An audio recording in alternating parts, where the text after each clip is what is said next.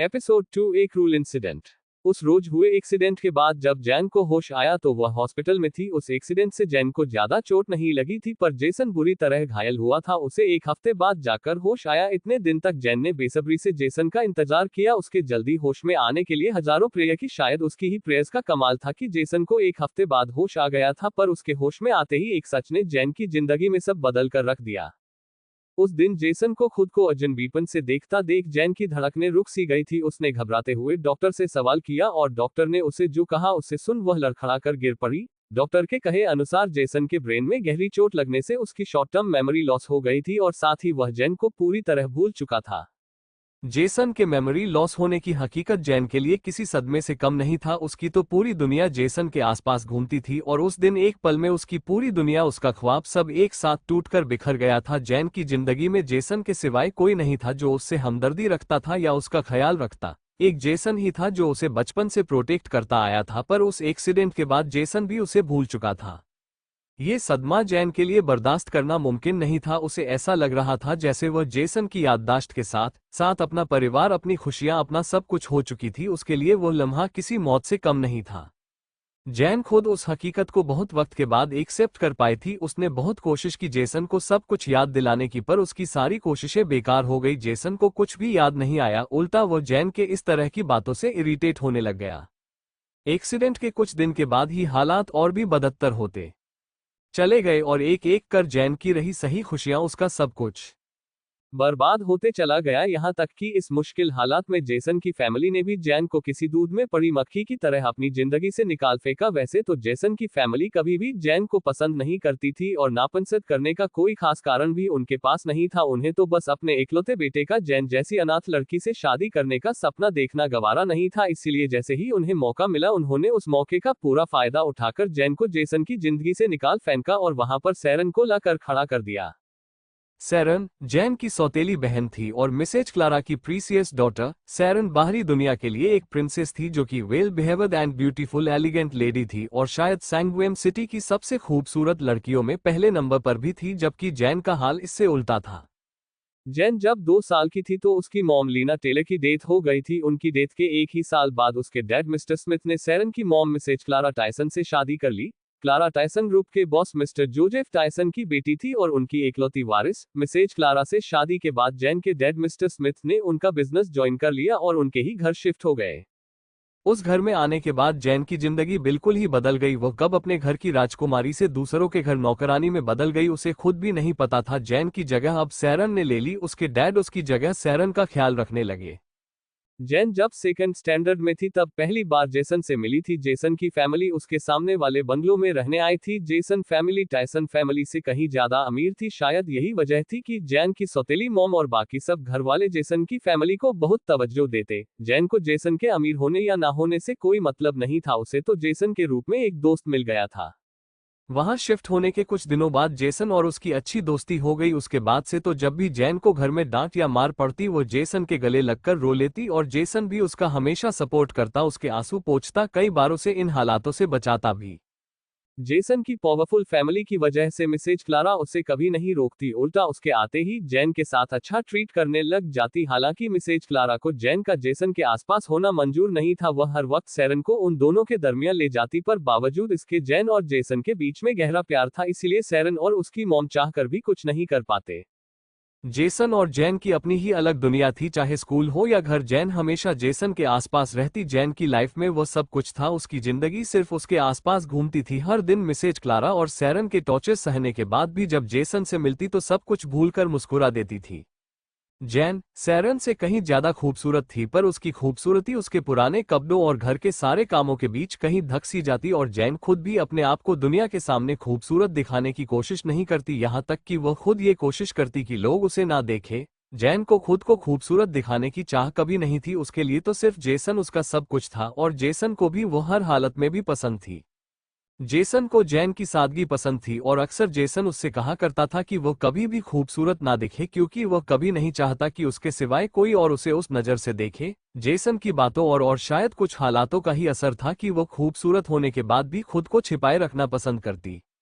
जैन जितनी बड़ी होते गई वह और भी खूबसूरत होती चले गई, यहाँ तक कि सैरन भी जब जैन को बिना उसके भद्दे मेकअप और पुराने भद्दे कपड़ों के देखती तो जल जाती और हर वक्त उससे वह भद्दा मेकअप लगाए रहने पर मजबूर करती और धीरे धीरे जैन को ये सब की आदत भी सी हो गई। जैन जेसन और उसकी यादों को समेटे अंधेरे कमरे घुटन मैं अपना चेहरा छिपाए रोते जा रही थी। आज उसकी सारी उम्मीदें टूट गई थी। वह सैरन और उसकी सटेप मॉम की साजिशों के आगे वह बुरी तरह हार गई थी। उसने बहुत कोशिशें की थी कि जेसन की याददाश्त वापस आ जाए पर कुछ हासिल नहीं हुआ। जैन की कोशिश हर बार सबूत पर आकर अटक जाती और जैन के पास अपनी बात साबित करने का कोई सबूत नहीं था। सबूत होता भी कैसे, सारे सबूत तो सैरन और उसकी मॉम ने पहले खत्म कर डाले थे, इसलिए उसके पास ऐसा कुछ नहीं बचा था जो कि यह साबित कर पाता कि वह और जेसन एक दूसरे से प्यार करते थे। उल्टा सारा ने तो जैन पर ही इल्जाम लगा दिया कि उसने जानबूझकर जेसन का एक्सीडेंट करवाया है और कुछ झूठे गवाह इकट्ठे कर उसके परिवार वालों के सामने साबित भी कर दिया। जैन ने बहुत कोशिश की कि वह जेसन को सब सच बता पाए पर उसने भी सैरन की झूठी बातों पर यकीन कर जैन का सच झुठला दिया। जैन सैरन के झूठ आगे बुरी तरह हार गई और इन्हीं कुछ घंटों में उसका सब कुछ खत्म हो गया। बचपन से लेकर अब तक जिस जैन ने जिस जेसन के सहारे अपनी जिंदगी जी थी वह अब किसी और का हो चुका। जैन के लिए जेसन के बिना रहना मुश्किल था। वह उसके बिना रहने के ख्याल से ही पूरी तरह पैनिक हो रही थी। उसके लिए सांस लेना मुश्किल होते जा रहा था। वो उस अंधेरे कमरे में घुटन सी महसूस कर रही थी। उसे ऐसा लग रहा था जैसे किसी भी पल उसकी सांसें रुक जाएंगी। जैन आंखें बंद कर गहरी सांसें लेने की कोशिश कर रही थी पर धीरे धीरे उसकी आंखों के सामने धुंधलापन छा रहा था। इससे पहले कि जैन पूरी तरह बेहोश होकर गिरती, उसके कमरे का दरवाजा खुला और एक तेज शोर के साथ अंधेरे कमरे में किसी ने कदम रखा। किसी के आने की आहट सुन जैन ने लंबी सांस लेकर झटके से अपनी आंखें खोल दी और अपने घुटनों से बाहर मुंह निकालकर सामने दरवाजे की ओर देखने लगी, पर उसे वहां सिवाय धुंधलेपन के कुछ नजर नहीं आया। इससे पहले कि जैन कुछ समझ पाती, किसी ने उसे जमीन झटके से उठा लिया और उसकी एक चीख के साथ सब कुछ ब्लैंक हो गया। Episode 3 turning point of life. Jain घंटे भर जमीन पर उसी हालत में बैठी रही। उसे जैसे कुछ भी महसूस होना बंद हो गया था। वो खामोशी सी अपने आप में कुछ तलाश रही थी। उसकी हालत इस वक्त एक अधमरे इंसान के जैसे थी। वह होश में तो थी पर कुछ भी सोचने समझने की हालत में बिल्कुल नहीं थी। वह बस आधी बेहोशी की हालत में जमीन पर पड़ी हुई थी। उसका पूरा शरीर दर्द कर रहा था पर दिल में हो रहे दर्द के एहसास के आगे उसके शरीर में हो रहा दर्द जैसे उसे महसूस होना बंद हो गया था। करीब 1 घंटे बाद जैन ना जाने क्या सोचकर अचानक से लड़खड़ाते हुए उठकर खड़ी हो गई और दीवार के सहारे से वॉशरूम में जाकर शावर के नीचे जाकर खड़ी हो गई और खुद को पागलों की तरह साफ करने लगी। ना जाने कितनी देर तक वो खुद को साफ करते करते रोते रही, चिल्लाते रहे, पर उसके अंदर की नफरत थी कि खत्म ही नहीं हो रही थी। उसे अपने आप से एक अजीब नफरत हो रही थी। जैन पूरी तरह आउट ऑफ माइंड स्टेट में थी। वो इस वक्त कुछ भी सोचने समझने की हालत में नहीं थी। उसके सिर पर तो बस खुद को साफ करने का जुनून था और वह पागलों की तरह शावर के नीचे खड़े होकर खुद को साफ किए जा रही थी। करीब घंटे भर तक खुद को साफ करने के बाद जाकर वह वॉशरूम से बाहर निकली और अपने वार्डरोब के सामने जाकर खड़ी हो गई। जैन ने अपना वार्डरोब खोलकर अपनी सबसे फेवरेट और खूबसूरत व्हाइट रंग की ड्रेस को निकालकर उसे पहनने लगी। जैन ड्रेस पहनकर मिरर के सामने आकर खड़ी हो गई। काफी देर तक खुद को मिरर में देखती रही और खुद को मिरर में देख उसके चेहरे का रंग पूरी तरह बदल गया था। वह अपने आप को नफरत की निगाहों से देखते हुए फिर से वॉशरूम की ओर दौड़ गई और जाकर पानी से भरे बाथटब के अंदर लेट गई। पानी के अंदर लेटे हुए वह कब बेहोश होकर गिर पड़ी उसे खुद भी पता नहीं चला। कुछ घंटे बाद उसे जब होश आया तो वह अपने कमरे में थी और उसके कमरे में मिस्टर स्मिथ, मिसेज क्लारा और सैरन के साथ एक डॉक्टर भी थे। जैन को होश में देखते ही मिसेज क्लारा गुस्से से उससे सवाल करने लगी। Jane Taylor, what the hell is this? What are you trying to do? Are you trying to commit suicide? Jane, you are an ungrateful daughter. Don't know how I gave birth to a daughter like you. You have disappointed me. Mrs Clara के साथ साथ mister Smith ने कहा। जैन उन सब की बातें सुन रही थी। उसके कानों में उनकी बातें तीर की तरह चुभ रही थी। सब खड़े उससे सवाल पर सवाल कर रहे थे, उसे ब्लेम कर रहे थे। जैन के लिए ये सब नया नहीं था। वो बचपन से सिर्फ यही सब तो सुनती आई थी, पर आज इतने सब के बाद भी किसी ने उसके बारे में नहीं पूछा। सब उल्टा उस पर सवाल खड़े कर रहे थे। जैन को सबसे उम्मीद नहीं थी, पर जिस शख्स ने उसे जन्म दिया था कम से कम वह तो उससे एक बार पूछते, पर अफसोस उसकी उम्मीद टूट गई थी। वह तो उल्टा उसे ये तक कह गए कि उन्हें शर्म आती है उसे अपनी बेटी कहने में। इससे बुरा और क्या हो सकता था। जैन ने अपनी सारी उम्मीदों को अपने आंसुओं के साथ खत्म कर दिया और खामोश हो गई। उसके पास उन सबके सवालों का कोई जवाब नहीं था। जैन को जवाब ना देते देख सैरन ने गुस्से से उसका हाथ पकड़कर उसे बुरी तरह मरोड़ दिया और उस पर चिल्लाने लगी। Tell the truth to everyone. Tell them you wanted to stop my engagement, so you were trying to commit suicide, right? You want Lauren felt pity for you. जाने Taylor.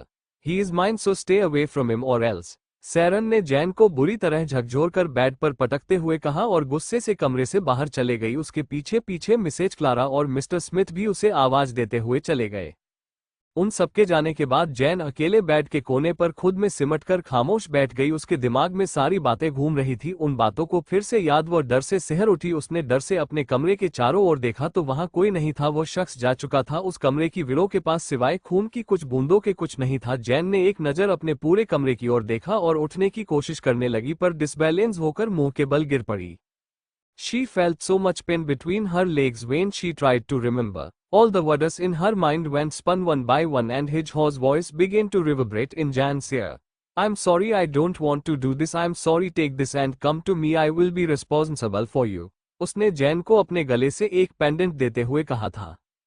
पेंडेंट का नाम याद आते ही उसने अपने गले को छुआ तो उसे अपने गले में सचमुच कुछ चीज महसूस हुई। उसने निकाल कर देखा तो एक डायमंड से बना हुआ स्टार पेंडेंट था और उस पर जे लिखा हुआ था। जैन ने उस पेंडेंट को गौर से देखा तो वह काफी कीमती था, पर जैन के लिए उसकी कोई कीमत नहीं थी। उसने जो खोया था उसके सामने ये डायमंड स्टार भी कुछ नहीं था। जैन के लिए वह सिर्फ एक कड़वी यादों से जुड़ा हुआ जरिया था जो उसे उसके सबसे बुरे पलों को याद दिला रहा था।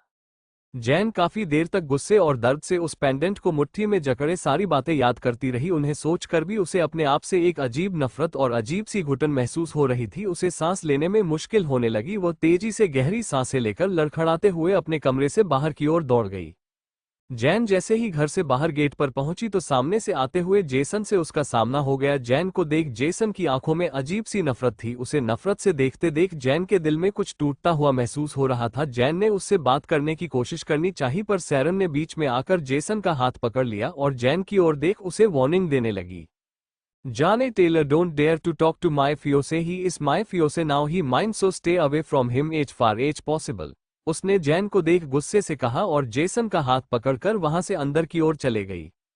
जैन वहां खड़े होकर जेसन को सैरन के साथ जाते हुए देखते रह गई। उसके पास कहने को कुछ नहीं बचा था सिवाय आंसुओं के, जो जेसन को उसकी नजरों के सामने से ओझल होते हुए देख रही थी। जेसन की ओझल होती पीठ को देखकर जैन दर्द से गहरी सांस लेकर भारी कदमों से गेट से बाहर निकल गई।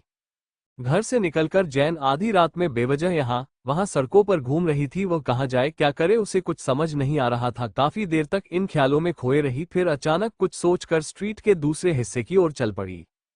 करीब 15 मिनट चलने के बाद शहर के सबसे बड़े बंगलो विल्सन विला के बाहर खड़ी थी। वहां खड़े होकर जैन ने एक पल सोचा और फिर गेट की तरफ बढ़ गई। जैन को इस वक्त वहां देख गेट पर खड़ा वॉचमैन भी हैरान था, पर उसने जैन को अंदर जाने से नहीं रोका, क्योंकि वहां काम करने वाला हर शख्स जैन और जोई की दोस्ती से वाकिफ था। इसीलिए कोई भी उसे रोकने की गुस्ताखी नहीं कर सकता था। गेट पर खड़े उस वॉचमैन की मुस्कुराहट और हैरानी को देख जैन ने भी बदले में फीकी और हल्की सी स्माइल दी और बिना कुछ कहे चुपचाप विला के अंदर चले गई। अंदर आकर जैन सीधे जोई के कमरे की तरफ बढ़ गई। जोई इस वक्त अपने कमरे में सोई हुई थी। किसी के पुकारने की आवाज सुनकर उसकी आंख खुली तो अपनी आधी खुली आंखों से जैन को अपने कमरे में खड़े देखकर शौकत रह गई। उसने घड़ी की ओर देखा तो रात के 1 बज रहे थे। जैन को इस वक्त अपने कमरे में देख वह बेड से उठ खड़ी हो गई। उसने यकीन करने के लिए आंखें मीचते हुए दोबारा उसकी तरफ देखा तो जैन का रोता चेहरा देख जैनी कहते उसकी ओर दौड़ पड़ी। जोई जैन की एकलौती फ्रेंड थी। दोनों स्कूल से लेकर कॉलेज तक एक साथ थे। जोई की फैमिली शहर की जानी मानी रिच फैमिली और विलियम ग्रुप के प्रेसिडेंट मिस्टर हेनरी की एकलौती बेटी थी और विल्सन विला की प्रिंसेस थी। हालांकि उसे इससे कोई मतलब नहीं था। वो तो केयर फ्री नेचर की थी। उसे हर पल अपने आप मस्ती में रहना, बाइक चलाना, बॉक्सिंग करना, फाइट करना पसंद था। उसे बाकी रिच लड़कियों की तरह शॉपिंग करना, मेकअप करना कुछ भी नहीं पसंद था। यहाँ तक कि उसका ड्रेसिंग स्टाइल, उसके बाल सब बॉयज की तरह था। कई बार तो लोग उसे लड़का समझ लेते और जोई को इस बात से कोई ऐतराज भी नहीं होता और ना वह लोगों को एक्सप्लेन करने की कोशिश करने की जहमत उठाती। जेसन के अलावा जोई ही एकलौती एक ऐसी शख्स थी जो जैन को लेकर प्रोटेक्टिव थी। जोई जितनी केयर फ्री थी वो जैन को लेकर उतनी ही पॉसेसिव भी थी, यहाँ तक कि वो उसके लिए हर किसी से भिड़ जाती और किसी की भी परवाह नहीं करती। जैन को रोते देख जोई ने पैनिक होकर उसके आंसू पोंछते हुए सवाल किया, Jane my dear what happen, why are you crying? क्या तुम्हें फिर से सैरन ने परेशान किया? बताओ मुझे, उसे तो मैं छोड़ूंगी नहीं। जोई ने गुस्से से दरवाजे की ओर जाते हुए कहा। जोई को जाते देख जैन ने उसका हाथ पकड़कर उसे रोक लिया और उसके गले लगकर रो पड़ी। जैन को इस तरह रोते देख जोई बुरी तरह पैनिक हो गई। उसे कुछ समझ नहीं आया कि वह उसे किस तरह शांत कराए। वह बस बार बार उसका नाम लेते हुए उसके आंसू पोंछे जा रही थी। जैन ने जोई के सवालों का कोई जवाब नहीं दिया, उल्टा रोते रोते उसकी गोद में बेहोश होकर गिर पड़ी। जैन को बेहोश देखकर जोई ने बुरी तरह पैनिक होकर अपने फैमिली डॉक्टर का नंबर डायल किया और उसे अपने बेड पर सुलाकर अपने डैड मिस्टर विल्सन को बुलाने के लिए उनके कमरे की तरफ दौड़ गई। थोड़ी ही देर में वहां सब मौजूद थे। उनके फैमिली डॉक्टर जैन का चेकअप कर रहे थे और जोई अपने रूम के बाहर खड़े होकर चक्कर काट रही थी। जोई को परेशान देख मिस्टर विल्सन उसे शांत कराने की कोशिश कर रहे थे, पर उनकी कोशिश बेकार थी। करीब आधे घंटे के चेकअप के बाद डॉक्टर कमरे से बाहर निकले। डॉक्टर को आते देख जोई ने दौड़ते हुए उनके सामने आकर सवाल किया, अंकल जॉर्ज, जैन कैसी है? क्या वो ठीक है? उसे कुछ हुआ तो नहीं है? क्या कोई घबराने वाली बात है? प्लीज बताइए, उसे क्या हुआ है? जोई ने एक साथ सारे सवाल किए। Joey, she is fine, don't worry, she will be recover soon, she is so weak, you go and take care of her, okay. Joey के सवाल सुनकर डॉक्टर जॉर्ज ने उसे जवाब दिया। डॉक्टर की बात सुन जोई रिलैक्स होकर जैन के कमरे की तरफ चले गई। जोई के जाते ही डॉक्टर जॉर्ज के चेहरे का रंग पूरी तरह बदल गया। वो सीरियस सा चेहरा बनाए मिस्टर विल्सन की ओर बढ़ गए। डॉक्टर जॉर्ज के एक्सप्रेशन देख मिस्टर विल्सन ने उनसे सवाल किया, George, is everything okay? Jain को क्या हुआ है? क्या कोई प्रॉब्लम है? देखो, मुझे साफ साफ बताओ, मुझे घबराहट हो रही है। जॉर्ज, तुम जानते हो जैन मेरे लिए मेरे बच्चे की तरह है। अगर उसे कोई प्रॉब्लम है, कोई ट्रीटमेंट की जरूरत है तो मैं तैयार हूं, बस तुम बताओ उसे क्या हुआ है। मिस्टर विल्सन ने डॉक्टर जॉर्ज से सवाल किया। डॉक्टर जॉर्ज मिस्टर विल्सन के फैमिली डॉक्टर होने के साथ साथ उनके करीबी दोस्त भी थे और सालों से उनकी फैमिली के लिए काम कर रहे थे। वह मिस्टर विल्सन और जैन के रिश्ते से अच्छे से वाकिफ थे, इसीलिए उन्होंने उन्हें सच बताना ही जरूरी समझा और जैन के साथ हुई सारी बातें उन्हें बता दी। डॉक्टर जॉर्ज के मुंह से जैन के बारे में सुनकर मिस्टर विल्सन का चेहरा एकदम से पीला पड़ गया। उन्होंने घबराते हुए बड़ी मुश्किल से खुद को शांत किया और डॉक्टर जॉर्ज को जोई को कुछ ना बताने को कहकर जैन के कमरे की तरफ चले गए। उधर जैन अपने कमरे में बेहोश होकर सोई हुई थी, इस बात से बेखबर कि अगली सुबह उसकी जिंदगी की सबसे बुरी खबर लाने वाली थी।